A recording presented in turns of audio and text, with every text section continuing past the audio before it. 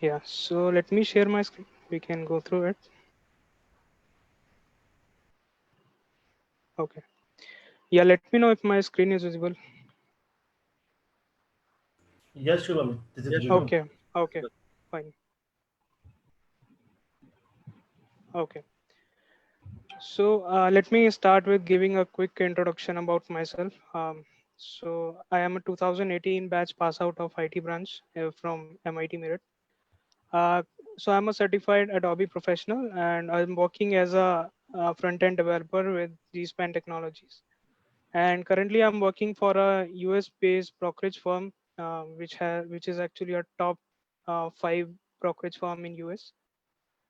So I mean, coming to the topic. So currently as of now, we'll start with system design and engineering. So system design. So let's start.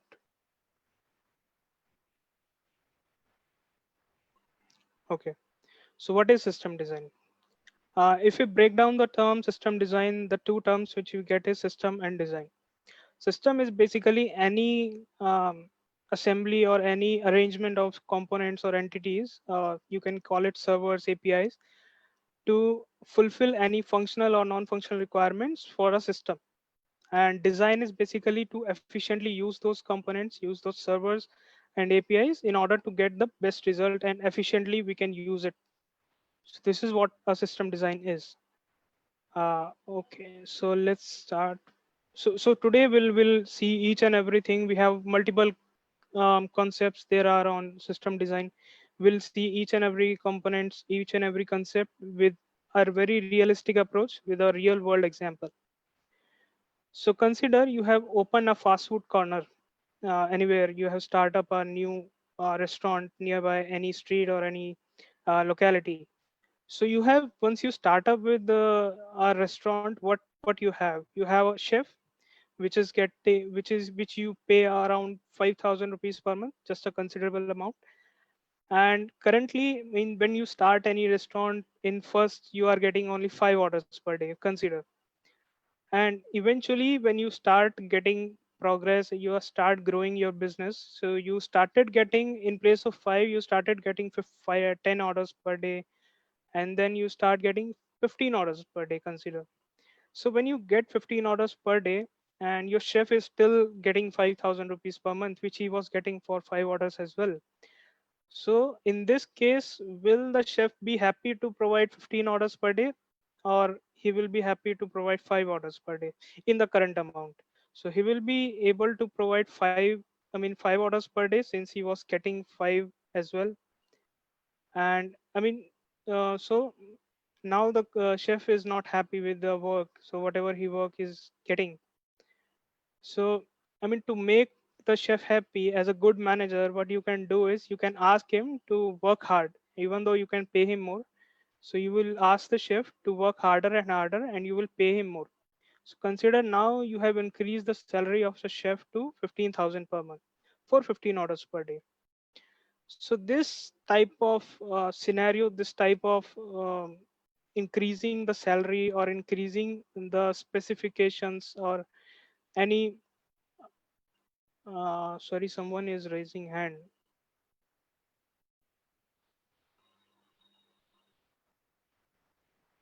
Yeah, is there any question or what? You continue, Shubham. We'll take each and every question after this, after your Okay, session. okay. Okay, In the meantime, the participants can write the question in the chat box. We will take those questions there at the end. right. Okay, That'll be good. fine. Yeah. Okay. So you have increased the salary of chef to 15,000 per month. So this increase of salary, or you can say it as increase of uh, strength. So this type of thing is known as scaling. When you scale any system, you actually upgrade the system to actually fulfill the new requirement, the requirements. So this type of thing is scaling. So whenever we have only one entity and we have upgraded the single entity, consider this case. So in this case, we have only this chef which was working, and we have increased the salary of him. So this type of scaling is known as vertical scaling. So just replace this chef with a server and replace this restaurant with a system. So what we get? So this type of scenario we do see. Consider you have a server in place, which is actually fulfilling your business requirement earlier. And now you are getting more orders, more requests basically on the server, and you want to scale your system so that you can fulfill those requests as well. So you can fulfill those requests by upgrading that system. Consider you have upgraded that system. So earlier it was one processor, 4 GBs of RAM and 500 GBs of storage. So you have increased that system to two processor. After that, you also feel that currently also we are seeing the requests are dropping off. So you want to upgrade it more. So finally you reach to three processors, 12 GBs of RAM and 1.5 TBs of uh, storage. So this type of scaling is vertical scaling. There is a major disadvantage as well with this scaling. So we'll talk it about later when we have a counterpart of this. So consider the earlier scenario where we were getting 15 orders per day for the chef, and the chef was not happy. So in this scenario, the one case we have seen just now, which was we increase the salary of the chef. What other a manager can do? So other option we have is we hire two more chefs in place of raising a salary of this chef. We hire the two more chefs. You can actually work uh, alongside the same chef. So now we have three chefs in place. Each are getting 5,000 rupees per month. So now, if you see on a manager perspective, now the total amount is same. He's still paying 15,000 per month, but the chef is not the one. And this type of scaling is known as horizontal scaling, where we actually not upgrade one entity, either we actually increase the number of entities. We distribute them. So we distribute the load actually. So this type of scaling is known as horizontal scaling. So just replace these chefs with the servers and put everything in technical terms. So what we get is something like this. So earlier, what we were having is we scaled a particular system to three processor and 12 GBs of RAM and 1.35 DBs of storage. Now what we have done is we have put two more servers in place. Instead of raising one server, upgrading one server, we have included two more servers. So those two servers, now also we have one processor, one processor, one processor. So combining all, so we have three processors in place, 12 GBs. So the overall specification remain the same. So the main problem which we had for with the vertical scaling is that we had one point of failure. One point of failure is something like consider the same example of that restaurant. So now the chef is actually someday consider the chef is not well. So what he will do? He will not able to fulfill the orders. I mean, so you will actually dependent on only one chef and he is not well. So how your business will run actually on that day?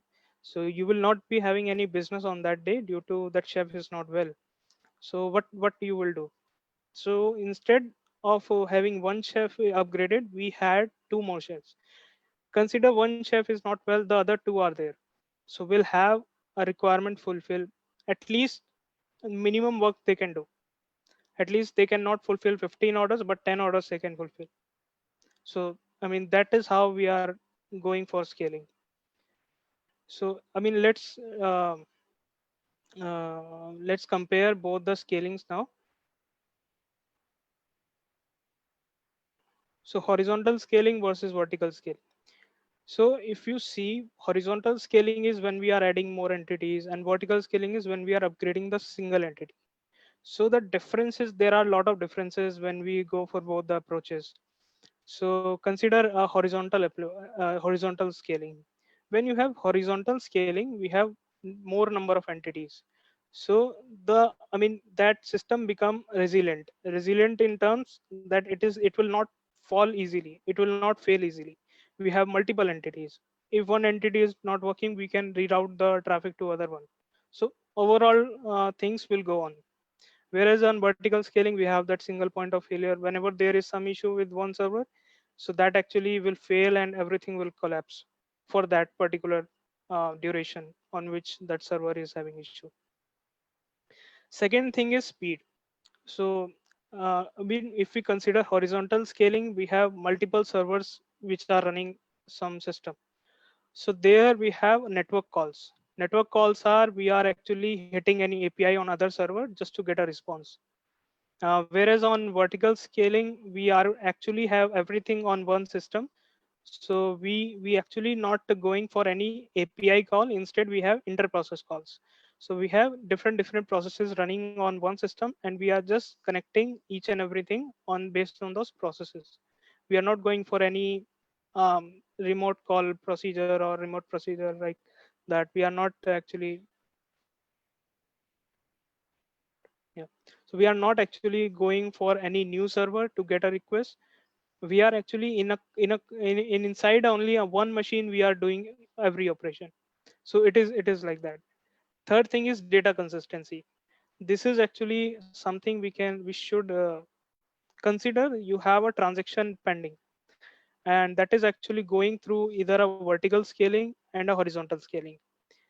Consider if the process is going through horizontal scaling.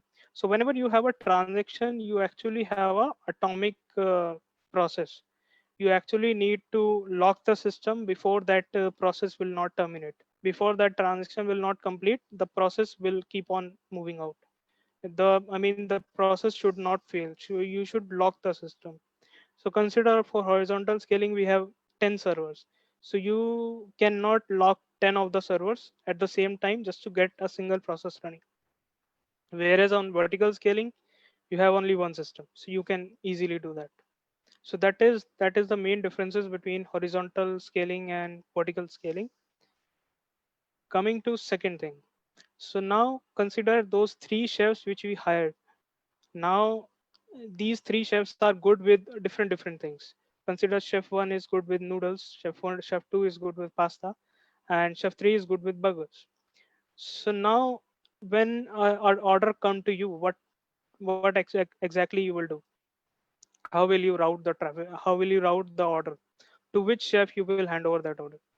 So you have two ways to do that. So first one is you actually randomly give the order to anyone. Consider there is a pasta order and you give it to chef 2 who is good with burgers. Or so this method is not actually very good. So since you are giving an order to someone who is not good with that, so he will not provide that much quality which a pasta chef can do that. So now what the second method we can use is you can actually route that order to the particular chef who is actually good with that. So now if a pasta order will come, you know that I need to route it to pasta chef. So anything related to pasta order, any pasta order, I need to reach out to this guy only. So we need not to reach out to this or this. So this type of architecture, consider now you have only three chefs. Now your business is growing. Now we have complete team of chefs for a particular thing. Consider now you have three chefs for noodles, three chefs for uh, again noodles and burgers. So now what we call it, I mean this type of architecture, so this type of architecture is known as microservice architecture, where a complete team is actually independent of other team. We know that this team will handle noodles only, so this everything related to noodles will be rerouting to this team only, and everything related to burgers will be rerouting to this team only. We need not to reroute. For a manager it become easy. So this type of things, this type of actually architecture is known as microservice architecture, where you actually have a complete uh, complete service which is independent of other service and handling on a separate server. So consider this architecture. Here we have three microservices in place, these three, and all these three microservices are hosted on three different servers. And there is a one API gateway as well.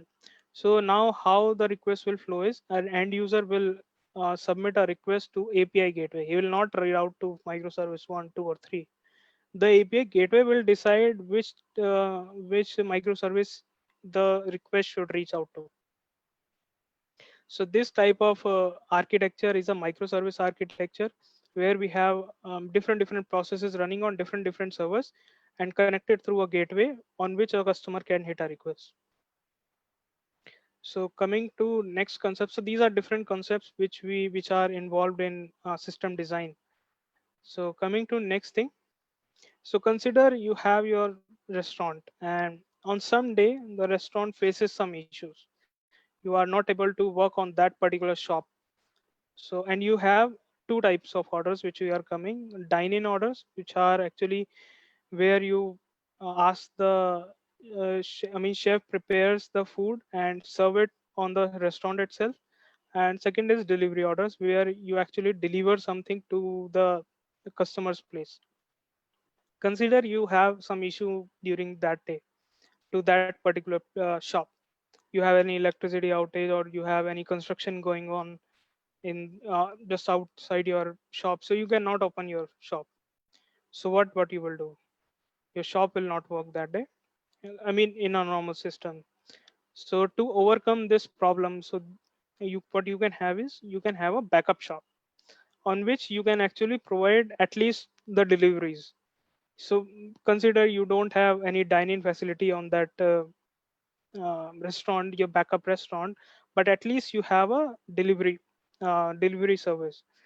So this type of architecture where you have a backups and you have a different branches of your restaurant where the customers can reach out to, this type of architecture is known as distributed system, where we don't have any dependency or one entities, either we have complete system is actually replicated to other place. So this type of this type of architecture is known as a distributed system.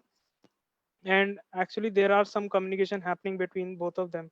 Consider this shop is down on that day and it gets some order, it can reroute the order to this place because this shop is down.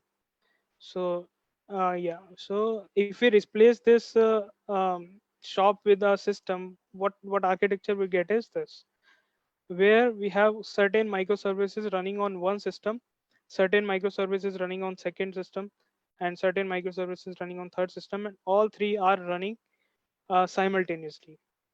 So this type of architecture is distributed system, where everything is not there on one entity. Either we have actually distributed this among different servers or different architecture, different. I mean, we can have a different scenarios, different architecture here. So consider now a customer came to a customer want to place any order with your restaurant. So which restaurant should he reach out to? So I mean, either the customer can decide which restaurant he must reach out to. That is not a feasible way, since customer may or may not know this branch, but he know this branch. So what he can do? He can actually he need is he need a central entity which can actually work as a rerouting functions. It can reroute the order to a particular restaurant depending on whatever goal they have. Either they want a fast delivery or they want a good quality. If they want a fast service, so he can reroute to this restaurant who is actually closer to customer one, and this restaurant is actually far. So there must be a central mechanism which can reroute the request to a particular restaurant depending on the customer's location. So this type of mechanism is known as a load balancing, where we are actually balancing the orders which are coming, so that every order must be fulfilled within a short duration and also within a particular um, load consistency, so that even all the orders are not routing to restaurant one, on all the orders are not routing to restaurant two.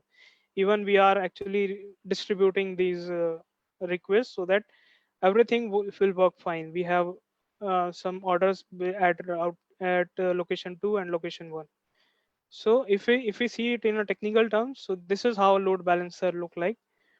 So we have some client and users who are actually connected to to internet, and they actually transfer the request to a load balancers. And generally we have two types of load balancer: software load balancer and hardware load balancer. As clear from their names, they are actually, if a software load balancer is there, then it is actually some process there on the server, and if it is a hardware, then a particular machine is installed. So what a load balancer will do? Load balancer will, I mean, whenever a request is coming through an internet to load balancer, it will route that request depending on which algorithm it is using. So we have many, I mean, various algorithms there are on load balancers. Consider there is a random choice. Random choice is whenever it get request, randomly it is choosing servers and it is transferring the request to that server.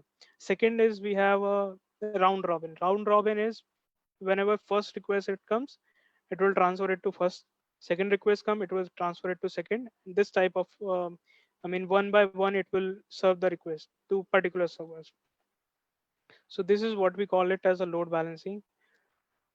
Coming to next one, so now consider there is a scenario where you have now load balancer as well, customer as well, two shops you have. Now you have some delivery agents. Delivery agents are actually some other third party agents who actually do not part of this system, but they act as a delivery service who takes the order from them and deliver it to customer. That is it.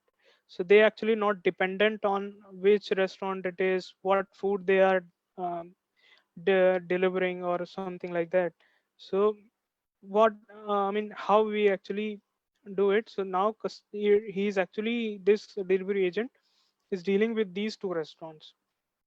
He actually doesn't have any concern with what food they are preparing or how, I mean, consider he actually not dependent only pasta order he need to take or any burger order he need to take. If he is having burger, he can have a pasta as well. So these type of architecture where we have separate concerns on separate bodies, restaurant concerns are different, and delivery agent needs to only deliver. He doesn't bother about anything. So these type of architecture, we actually distribute everything concerns on separate modules. So consider now a restaurant is a separate entity and a delivery agent is a separate entity. So this type of I mean, problem solving we do as a part of decoupling. Decoupling is whenever you actually you actually divide the system in such a way that actually it is not dependent on each other. These type of these type of architecture is known as decoupling. Okay, so decoupling, in technical terms, you can understand it with this. So we have, consider this example. So here the clients which are coming to system is of three types. Consider someone is coming on mobile phones, someone is coming on laptops, someone is coming from large computers. So now we have different front end codes and different CMS or e-commerce backend application, you can consider them. So now what they are doing is they have decoupled everything. Instead of placing everything on a same module, they have decoupled front end code. They have kept separate front end code for mobile devices, separate front end code for in mobile laptop devices, and separate front end code for large desktop devices.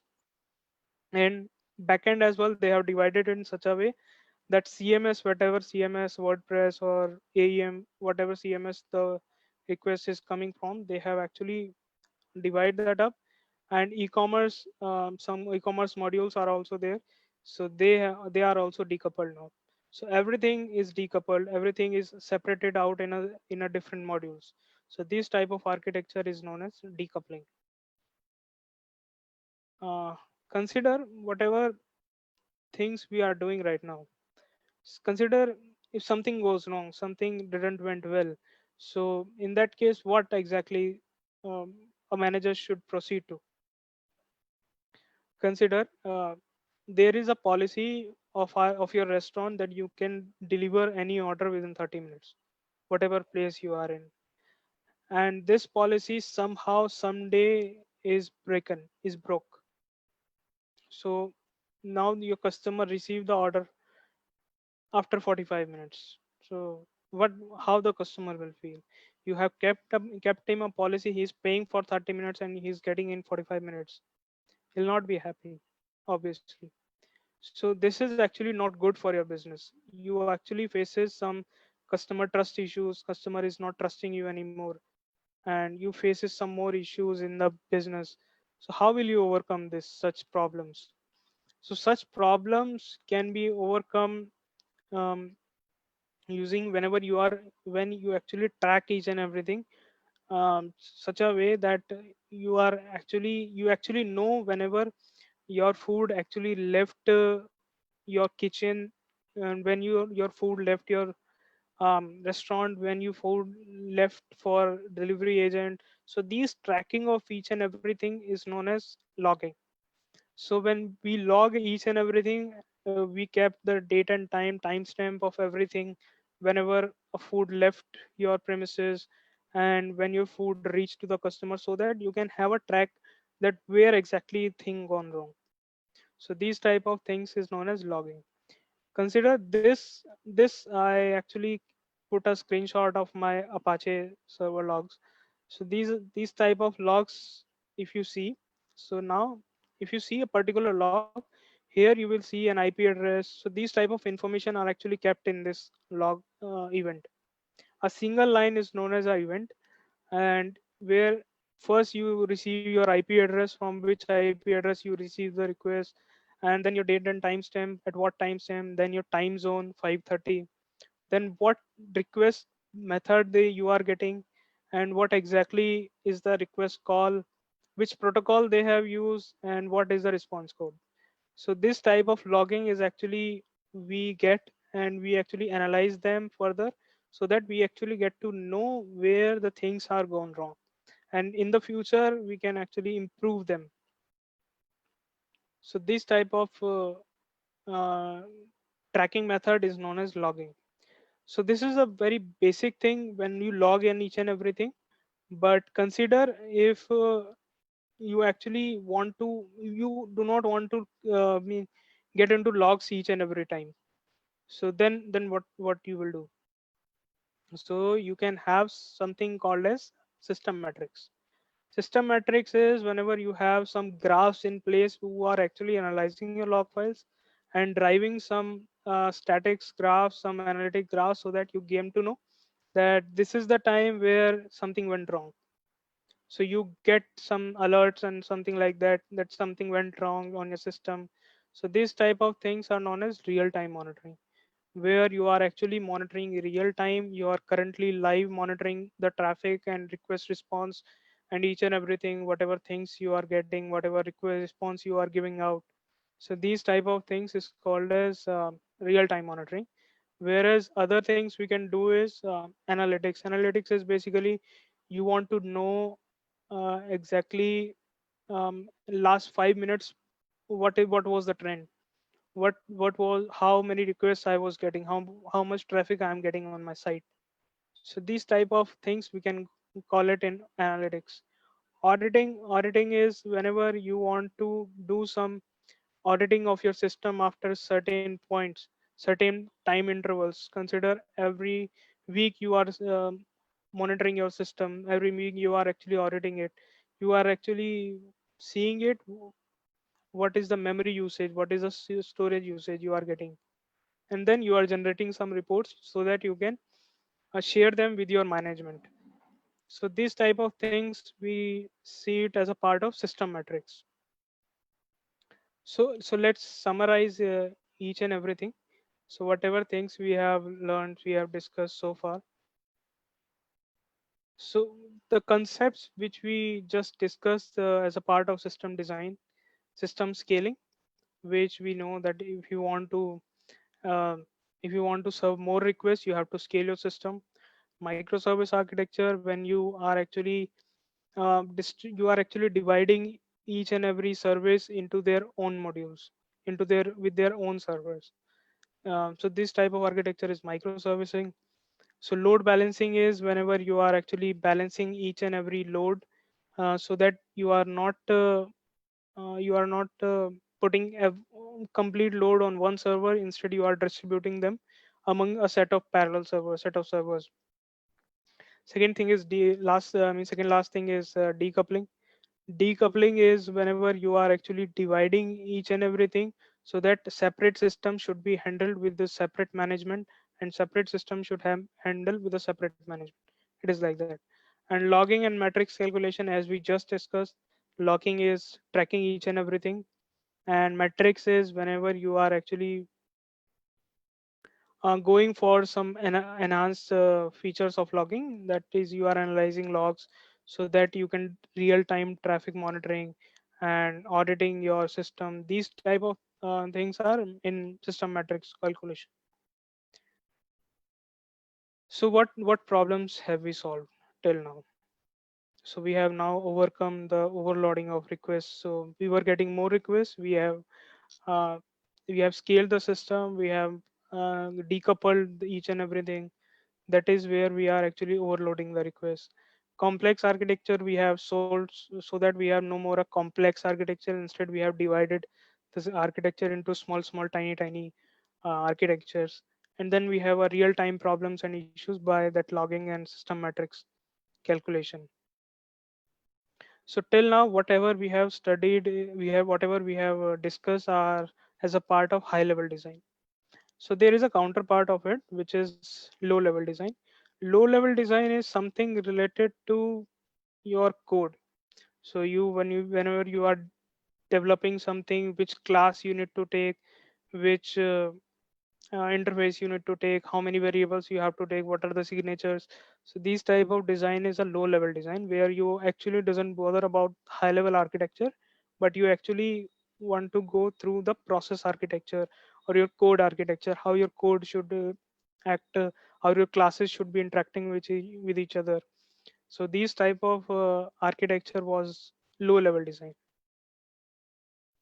So now, we have discussed, we have actually seen the couple of concepts of high level design.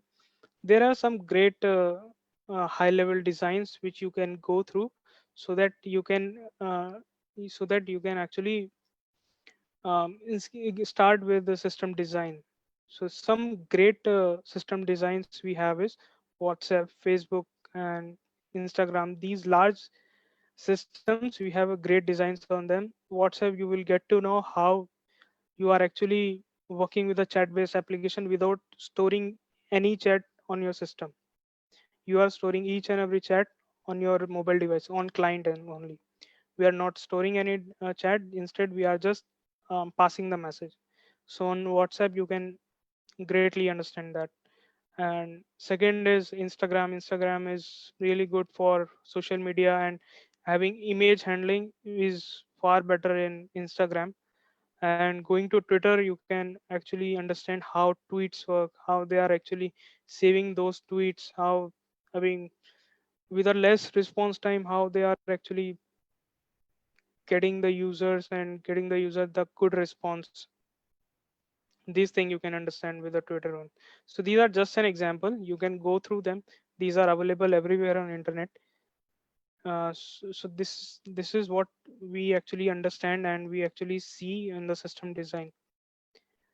So that is it. I think we have covered a much thing today. So we can, if you want, we can go for questions and all now. If anybody has anything, I mean, that is it from my end we have today. Hmm. Well, thank you, Shubham, for the topic you have discussed about the system design and engineering. And now we have Harsha VM to ask something. What query she have? She can Hmm. discuss. Harsha, ma'am.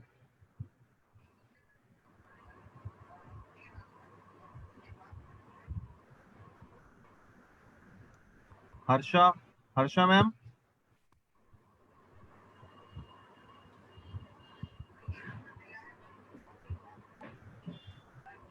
Do we have Promila Sharma, ma'am, available?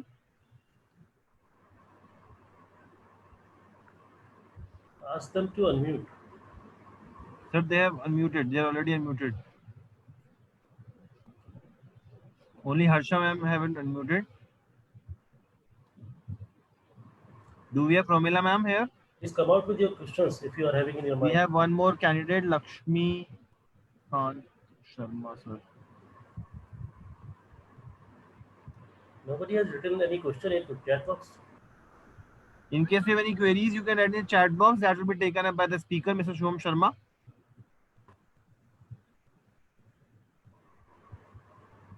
Shubham, you have explained everything very clearly. Even illiterate people like me, anybody can understand this topic. Thank you, sir. Yeah, you explained it in very simple words. Yeah, actually, I work in that way only. Okay.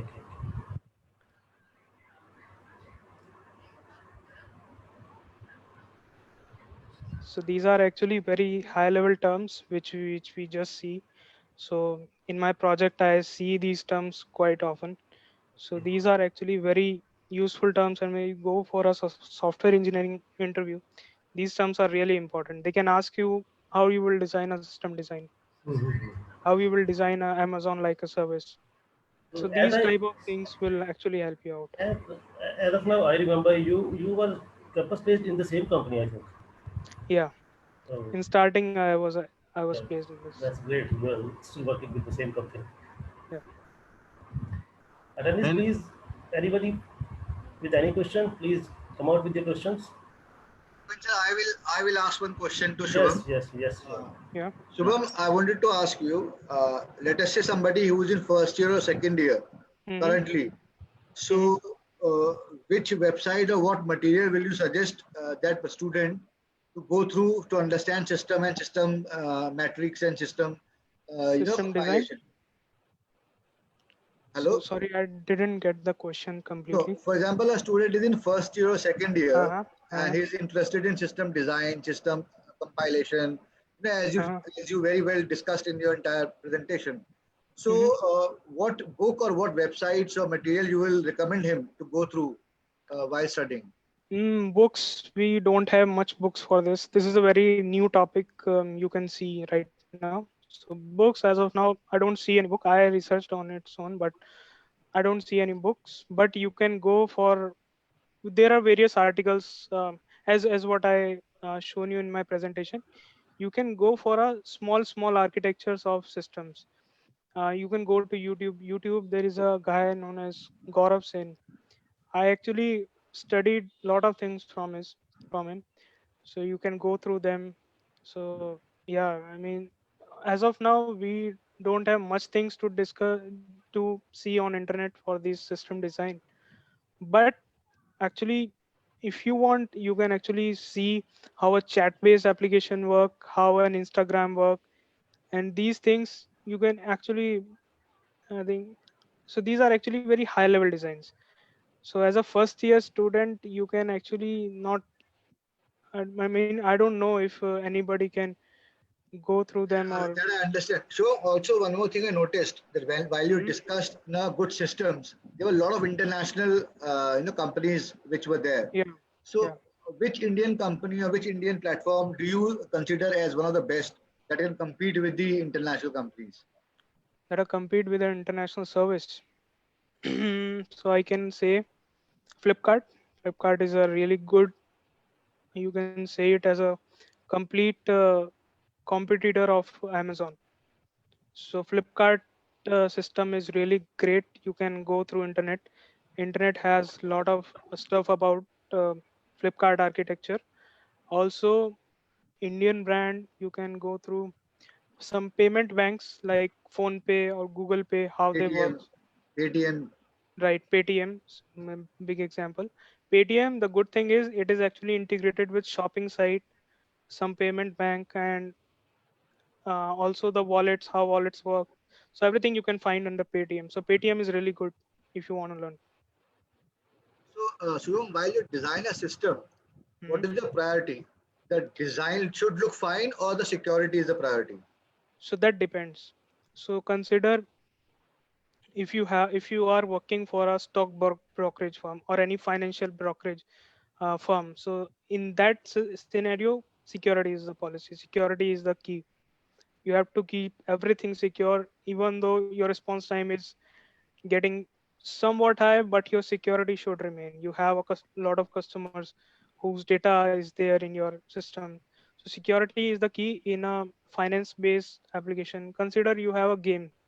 In game, I don't see any security issues much unless you have some secure areas where you not want anybody to interrupt.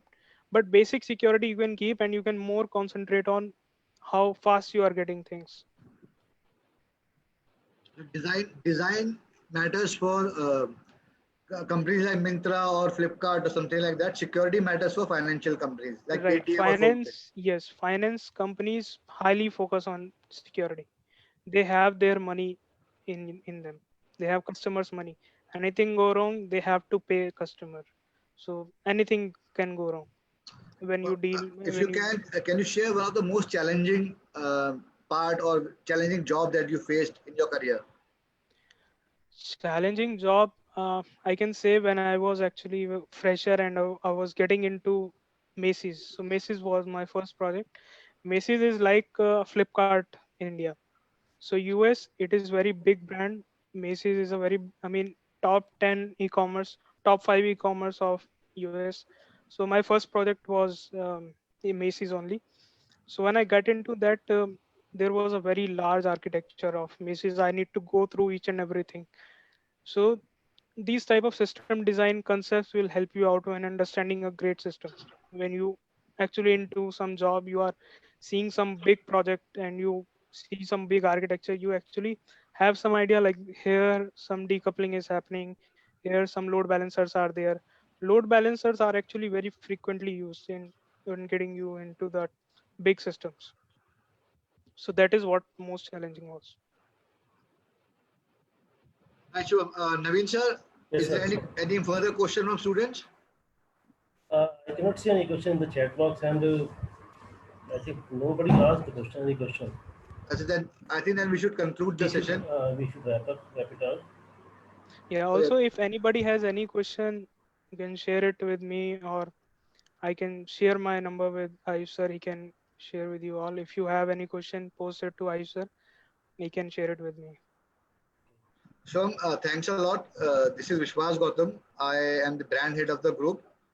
Unfortunately, I could not meet you guys because you were passed out before I joined the group.